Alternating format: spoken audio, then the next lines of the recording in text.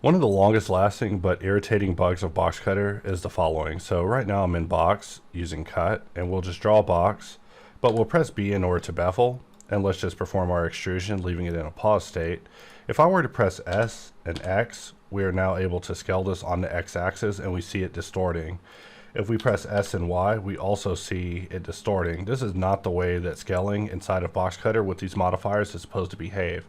So this is one of the longest, oldest bugs that just drove me crazy, and I'm happy to announce that it's been resolved. So if we grab this box and press B to bevel it, we are now able to scale on any axis and will no longer be distorting bevels or any other modifiers that are happening. This is a dramatic improvement and something that just drove me crazy for the longest. So I'm just happy to announce that in-tool scaling will no longer cause distortions when it comes to the bevel.